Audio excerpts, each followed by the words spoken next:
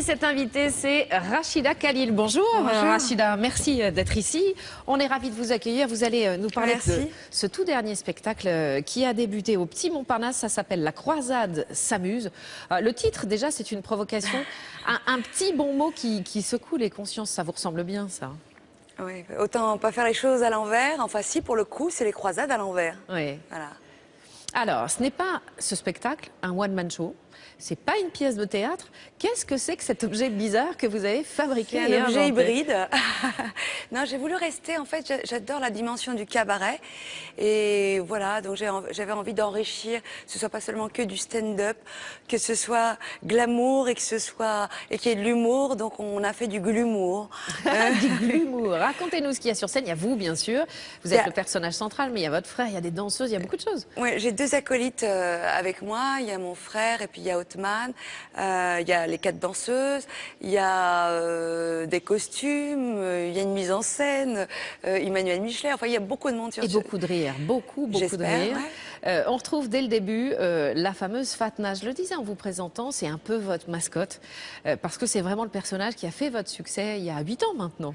Ouais, c'est un peu plus qu'une mascotte. C'est mes tantes, c'est ma grand-mère, c'est toutes ces femmes avec cette espèce de générosité dans ce qu'elles sont et beaucoup de pudeur en même temps. Donc voilà, donc je suis vraiment attachée à ce type de femme, hein, effectivement. Et on apprend qu'elle a 3 enfants un petit peu particuliers. Pas n'importe lesquels, oui. Elle a Ben Ali, Kadhafi et Ben Laden. Et Ben Laden. Ah, rien de moins. Et Benenuts. Et Benenuts. Il y a 7 tableaux dans le spectacle. On retrouve des personnages qu'on connaît tous, qu'on croise, hein, ou des stéréotypes d'ailleurs. Les racailles, le trader, le couple de beurre plus Auvergnat nature. J'ai envie qu'on regarde justement un extrait avec ce couple de beurre plus Auvergnat nature. On les écoute et on les regarde. Tu sais, sans verser dans le racisme ordinaire. Parce que c'est pas notre genre, hein. Hein, Mouloud? Ah non. Mais qu'est-ce qu'il y a comme arabe dans le quartier? À croire qu'ils se reproduisent non-stop. Ah non, mais vraiment. Ah, quand je pense à ces bambous, là. Toujours en train de rigoler. Toujours en train de danser. Avec leurs fesses bombées. Ouais, tu fais bien. On dirait qu'ils ont le cul monté sur orbite. Non mais franchement, hein, tu connais un noir dépressif, toi? Ah non. Ah non, t'as raison. Ouais, c'est limite indécent en temps de joie de vivre. Bah surtout en temps de crise, hein. Tu en mets 5 000. Voilà, des beurs qui se moquent des Noirs. Ça vous plaît beaucoup de faire exploser les clichés sur l'immigration, en fait? Oui, et puis c'est aussi une façon de dire que la bêtise, la haine n'appartient pas à une catégorie de gens. Oui. Alors, il y a aussi Karima de la Jarretière. Ça, c'est la beurette qui a réussi. Vous la faites bien.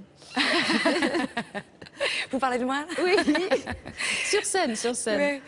Oui, bah, non, ce qui est bien avec ce personnage, c'était aussi de montrer les clivages, aussi les riches, les pauvres, voilà, puis d'y aller vraiment. Et puis je me régale parce que il choque énormément de monde, ce personnage. Donc moi, je m'amuse en tout cas à le faire.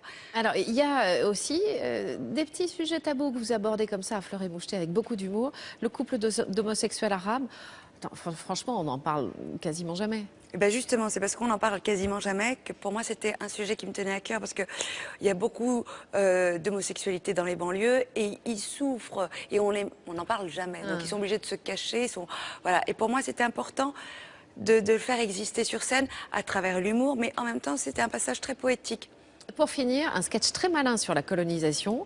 Et en fait, il vous a suffi d'inverser les rôles pour bousculer les consciences. Oui, alors celui-ci, je me suis dit, tiens, si on montrait le monde à l'envers, c'est-à-dire les Noirs et les Arabes seraient à l'apogée de la civilisation, et puis les Blancs esclaves, ça donne quoi? Eh ben, ça donne quelques éclats dans la salle, et puis un effet effectivement miroir. Merci à vous, Rachida Khalil. La Croisade s'amuse, c'est au Petit Montparnasse. Vous l'avez dit, un spectacle qui allie humour et glamour. Merci encore d'être venu sur notre plateau.